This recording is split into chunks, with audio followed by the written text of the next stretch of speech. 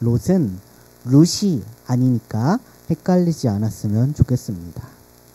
하나님께서 아브라함을 부르시고 가나안 땅으로 인도하셨을 때 아브라함은 자신뿐만 아니라 자신의 가족들 그리고 자신의 소유들을 함께 데리고 갔는데, 그때 데리고 갈 때 함께 했던 가족들 중에 하나가 바로 누구냐면 오늘 나오는 조카 롯이에요. 롯. 그만큼 아브라함이 이 롯이라는 사람을 얼마나 사랑하는지, 그리고 반대로 생각해보면 롯은 자신의 삼촌격인 큰아버지격인 아브라함을 어떻게 했어요? 믿고 따랐으니까 따라갔겠죠. 얼마나 그 아브라함이라는 사람을 신뢰했는지를 알 수가 있습니다. 아브라함이 자신의 고향 땅에서 하나님의 이야기를 듣고 길을 떠났던 것처럼 롯은 따로 하나님께 이야기를 듣지는 않았지만 누구의 이야기를 듣고 따른 거예요? 바로 아브라함의 이야기를 듣고 따랐으니까 둘의 신뢰관계가 얼마나 두터운지를 알 수가 있어요. 가나안 땅에서부터 애굽에 이르기까지, 그리고 애굽에서부터 다시 가나안 땅으로 돌아올 때까지 아브라함과 롯은 함께였어요. 성경에서 보면 그들의 사이가 틀어졌다는 얘기가 없습니다. 그들은 되게 사이가 좋았어요. 엄청 좋았어요. 그리고 두 사람은 하나님의 은혜로 재산이 많이 불어났어요. 수많은 가족들 그리고 종들, 그리고 그 당시에 최고의 재산인 가축들이 많이 늘어났어요. 특히 그 당시에 진짜 재산이라고 하면, 오늘날에도 가축을 많이 가지고 있는 사람들은 재산이 많은 사람이라고 할 수 있겠지만, 그 당시에 가축이라고 하면 오늘날 봤을 때 뭐예요? 바로 현찰이에요. 현찰. 지금은 돈으로 물건을 사고 팔고 하지만 그 당시에는 가축을 가지고 있으면 일단 뭐가 해결돼요? 식량이 해결돼요. 그리고 젖을 먹을 수 있어요. 우유를 먹을 수 있고, 가죽을 통해서 옷까지 입을 수가 있어요. 그러니까 가축은 그 당시에 현찰 중에 현찰, 재산 중에 재산이에요.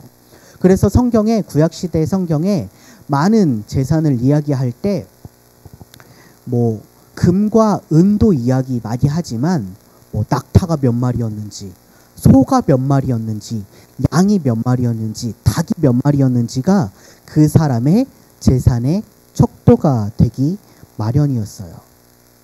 그런데 오늘 성경 13장 2절 말씀을 보면 아브라함은 이 가축뿐만이 아니라 은과 금도 많았다라고 쓰여져 있는 거 보니까 진짜 재산이 많았던 것 같아요. 근데 그 아브라함뿐만 아니라 아브라함을 잘 따라다니던 롯도 함께 재산이 늘어났어요. 아브라함이 그냥 뭐 따라다니게 한 것만이 아니라 자신의 재산만 늘리게 하는 게 아니라 조카인 롯의 재산도 많이 늘려줬던 것 같아요. 양떼와 소떼와 장막이 따로 있었다라는 걸 들으니까 둘은 함께 지내기는 했지만 거의 뭐 현대와 기아처럼 한 지붕 두 가족처럼 거의 큰 기업이 이렇게 같이 다니는 개념이었던 것 같아요. 그런데 재산이 불어나는 건 기쁜 일이지만 이 불어난 재산으로 인해 둘 사이에 갈등이 생기게 됩니다. 정확히 말하자면 둘 사이의 갈등은 아니고 두 사람을 모시고 있던, 주인으로 모시고 있던 사람들 사이의 갈등이었어요. 그들의 소유가 너무 많아졌기 때문에 한 곳에서 지낼 수가 없었고, 한 곳에서 양이나 소나 가축들을 기를 수가 없게 됐습니다. 양이나 소나 가축들 어디에서 길러야 돼요? 넓은 목초지에서 길러야 돼요. 막 푸른 풀밭이 막 쭉 펼쳐져 있는 곳에 양들을 펼쳐놓고 소들을 펼쳐놔야 되는데, 말들을 펼쳐놔야 되는데, 둘의 재산이 너무나 많아지다 보니까 말들도 많고 소들도 많고 막 양들도 많다 보니까 뭐 같이 있으면은 그 주변 뭐 풀들이 그냥 다 초토화 되는 거예요. 그리고 농사에서, 그리고 가축들을 키울 때 가장 중요한 게 뭐예요? 풀도 풀이지만 물이죠, 물. 여러분, 물 없으면 죽듯이 가축들도 물 없으면 죽잖아요. 가장 필요한 게 바로 풀과 물인데 한 곳에서 너무나 많은 양의 롯과 아브라함의 가축들이 같이 지내다 보니까 슬슬 다툼이 일어나기 시작하는 거예요. 처음에는 그냥 사이가 좋았겠죠. 양이 얼마 없었을 때는. 근데 양이 늘어나기 시작하니까 어느 날 롯의 목자들이 양을 치고 있는데 저쪽에서 괜히 뭔가 아브라함의 양들이 와가지고 우리 양들의 그 풀을 다 뜯어먹는 것 같아. 그래서 이야기를 합니다. 어이, 아저씨, 아니 아무리 우리 주인들이 서로 친하고 삼촌과 조카 사이라고 하지만은 이건 선 넘지. 아니 당신네 양들은 당신들이 알아서 먹여야 될 거 아니야. 여기까지 와서 먹이면 안 되지.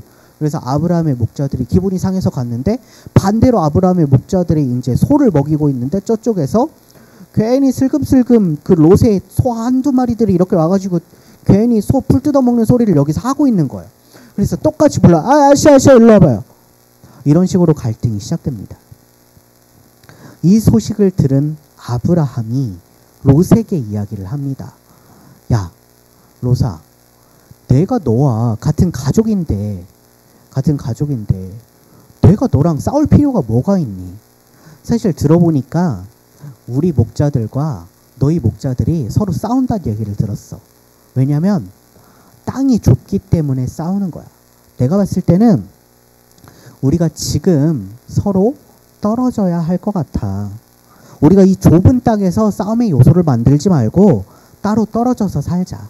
네가 왼쪽으로 간다고 하면 내가 오른쪽으로 가고, 네가 오른쪽으로 간다고 하면 내가 왼쪽으로 갈게 라고 이야기를 합니다. 이 말을 들은 롯이 그때부터 고민을 하기 시작해요. 어떤 고민을 하냐면 어떻게 하면 내 재산을 더 불릴 수 있을까? 어떻게 하면 내가 더 편하게 살 수 있을까를 고민하기 시작을 합니다. 그리고 이렇게 자신이 있는 땅을 쭉 둘러보기 시작하는데 딱 한 군데가 보이는 거예요. 자신의 오른쪽에. 오늘날 여러분이 소돔과 고모라라고 알고 있는 그 땅이 딱 눈에 들어오는 겁니다. 롯은 그곳으로 떠나죠. 여러분 소돔과 고모라라는 거 들어봤나요? 들어본 친구도 있고 못 들어본 친구도 있을 텐데, 소돔과 고모라는, 소돔이라는 뜻은 둘러싸이다는 뜻이에요. 고모라라는 뜻은 물이 많다라는 뜻이거든요. 그러니까 합치면 뭐예요? 물 많은 곳에 둘러싸인 거예요. 아까 얘기했죠. 가축을 기를 때는 두 가지, 뭐가 중요하다고요? 풀이 많은 것과 물이 마른 것. 근데 소돔과 고모라는 딱 보기에 그 두 가지가 완벽해. 일단 물이 마르니까 뭐가 돼? 풀이 잘 자라. 그러니까 딱 봤을 때, 야, 저기가 딱 내 땅이다. 나는 저기를 가야겠다라고 생각을 합니다. 이스라엘과 같이 사막이 많고 기후가 더운 나라에서는 풀과 물의 중요성이 더 심했겠죠. 누가 봐도 파라다이스처럼 보였을 겁니다. 롯은 아브라함에게 저는 우측 방향에 있는 소돔과 고모라로 떠나겠습니다 라고 하고 우측 방향으로 떠나요. 이 과정에서 롯은 하나님과 이야기를 해봤을까요? 하나님의 이야기를 조금이라도 들었을까요? 심지어 그래, 하나님의 이야기를 못 듣는다 쳐. 아브라함의 이야기라도 조금이라도 들어봤을까요? 아니에요. 일단 자신의 눈에 보이기에 좋았던 땅, 그곳 소돔과 고모라를 향했습니다. 그리고 19장에 정확히 소돔과 고모라가 멸망을 하는 내용이 나오는데 말 그대로 멸망해요. 멸망을 하는 내용이 나오는데 그때까지 성경에서 롯이 하나님께 예배를 드렸다거나 하나님의 이야기를 들었다거나 하는 내용이 1도 나오지 않습니다.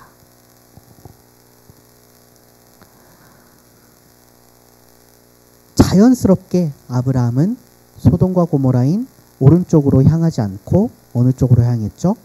왼쪽으로 향했습니다. 그런데 우리가 생각할 때 그렇게 생각할 수가 있을 것 같아요. 아브라함은 땅이 좋아 보이건 안 좋아 보이건은 그렇게 크게 중요하지 않았던 것 같아요. 사실 저 같으면 당연히 장유유서죠. 우리 또 K 기독교라고 생각한다면 아무리 하나님의 뜻이더라도 일단은 전도사인 내가 고르고 너네들이 골라야 되지 않겠어요? 그렇죠? 여러분 신방장소 정할 때 어때요? 전도사님이 정하잖아요. 아니죠? 너네들이 정하죠? 저는 정하지 않아요. 신방장소 여러분들이 항상 정해왔어요. 어쨌든 저 같았으면 제가 조카를 상대로, 지금 조카가 내년에 고등학교 올라가는데 당연히 삼촌인 내가 먼저 고르고 조카인 너가 골라야 된다라고 생각했을 것 같은데 아브라함은 그러지 않았어요. 왜냐하면 아브라함은 어떤 땅을 가냐가 중요하지 않았기 때문이에요. 그에게 중요했던 것은 어떤 땅을 가냐가 아니라 누구와 동행하느냐였어요. 롯은 뭘 봤어요? 물을 보고 풀을 봤어요. 그런데 아브라함은 그냥 그런 거 굳이 신경 쓰지 않았어요. 사실 롯도 그 사실을 미리 알았더라면 자신이 먼저 섣불리 그냥 물과 풀이 많은 그곳을 가지 않고 조금이라도 더 하나님의 이야기를 듣고 하나님의 뜻을 따르라고 했을 거예요. 하지만 롯은 우리처럼 우리 눈앞에 보이는 걸 최고의 가치로 여기고 그곳으로 향했습니다. 아브라함에게 최고의 가치는요, 어느 곳에 있냐로 결정되지 않았습니다. 그는 알고 있었어요. 내가 은과 금이 늘어나는 것도, 나의 가축들이 늘어나는 것도, 내가 이만큼 복을 받는 것도, 내가 지금 살고 있는 이 땅이 풍족하고 이 땅에 물이 많고 이 땅이 가축들이 살기가 좋아서가 아니라 그것이 그냥 그 모든 하나님의 은혜임을 아브라함은 분명히 알고 있었어요. 하나님의 약속의 결과였다는 것을 누구보다 잘 알고 있었습니다. 하나님과 아브라함의 최초의 약속이 창세기 12장에 나오는데 하나님께서는 아브라함을 부르시면서 네가 살고 있는 땅을 떠나라고 이야기하세요. 그 당시 아브라함의 나이가 75세였어요. 75세면 지금 저희 고등부 부장님의 나이가 30세가 약간 넘으셨거든요. 30세가 약간 넘으셨으니까 75세라고 하면 한 40년 정도의 시간이 남아있는 건데 우리 부장님의 나이가 75세가 됐을 때 부장님께 갑자기 서울을 떠나라고 하는 거예요. 부장님 서울 토박이신가요? 부장님 서울에서 30년이 약간 넘는 세월을 사시는 동안에 서울에서만 사셨는데 하나님께서 어느 날 갑자기 부르셔가지고 명환아 여기를 떠나서 저기로 가라고 이야기하는 겁니다. 근데 아브라함은 뭐 했죠? 순종했어요. 나이 몇 세? 75세라는 나이에.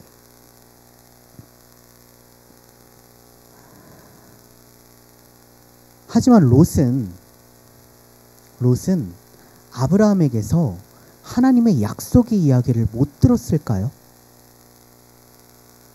저는 분명히 들었을 거라고 생각해요. 야, 롯아, 내가 지금 당장 이 땅을 떠나야겠어. 아니, 삼촌 왜요? 하나님께서 이렇게 약속을 주셨으니까 이 얘기를 들었을 거 아니에요. 그러니까 같이 떠났을 거 아니야.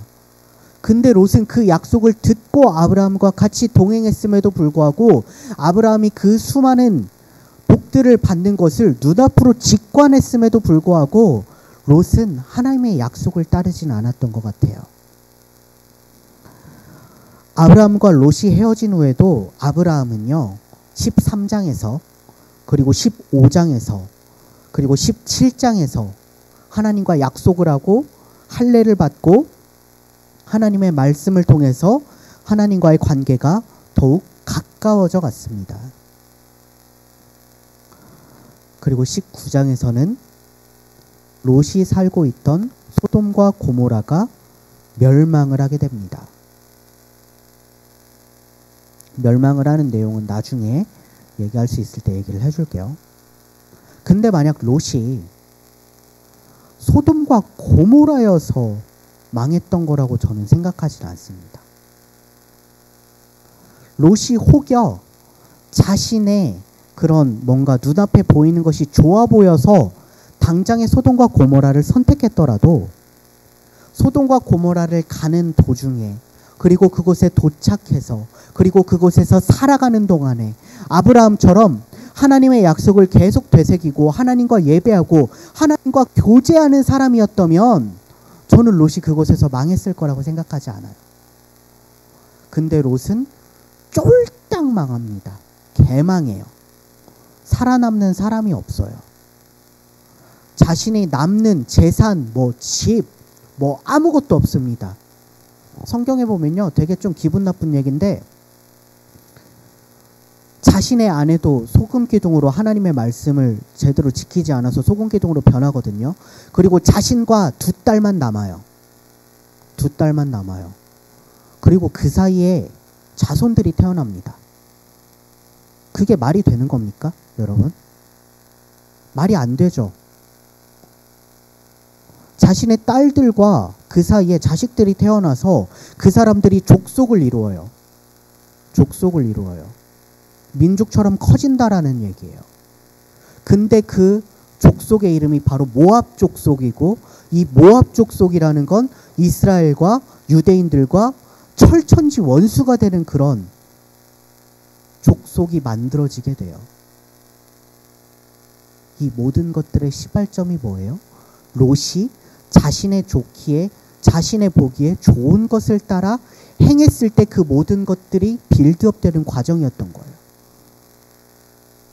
그냥 롯이라는 한 사람이 자기 눈에 보기에 좋았던 것을 행했던 것 같지만 그것이 모압 족속이라는 태어나서는 안 되는 그런 족속들을 태어나게 만들었던 거예요.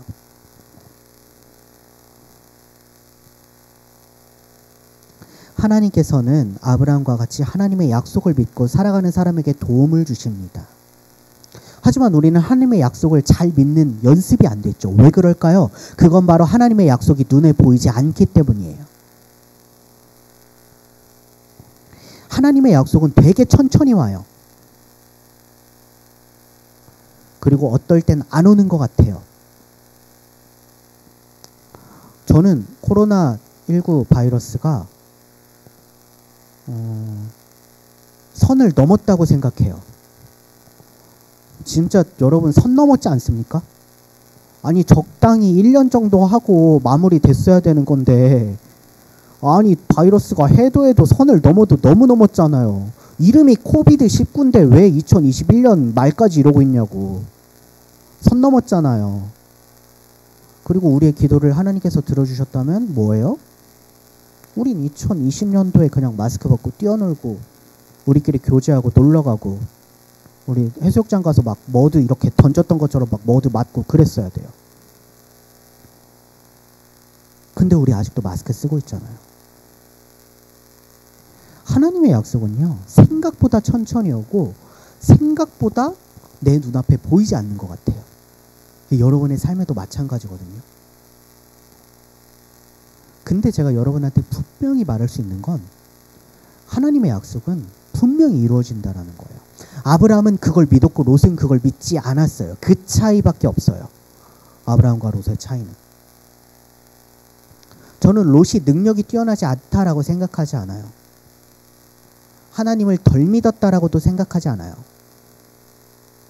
하나님의 사자가 롯에게 방문했을 때 이 사람들이 하나님의 사자라고 바로 알아볼 수 있었던 것도 롯이 하나님을 그동안에 잘 믿었다와는 그런 증거 같아요. 그런데 롯은 왜 결정적일 때 망하게 됐습니까? 하나님의 약속을 믿지 않았기 때문에. 아브라함이 약속을 믿었을 때 하나님은 아브라함의 인생의 길을 인도하셨어요. 그리고 그 약속의 내용들은 여러분들이 지금 민지 정도가 들고 있는 성경 말씀 속에 적혀 있어요. 민지 말고도 더 많이 들었으면 좋겠어요. 성경 말씀 속에 적혀 있어요. 근데 차이는 어디서 나느냐? 이걸 믿느냐, 이 약속을 믿느냐, 안 믿느냐에서 차이가 나는 거예요. 그 약속을 보는 것에서 끝나지 않고 아브라함처럼 믿고 살아갈 때 성경에서의 그런 놀라운 역사들이 오늘 여러분들의 삶 가운데도 일어날 거예요. 물론 보이지 않을 수 있어요. 되게 더디게 온다라고 할 수 있어요.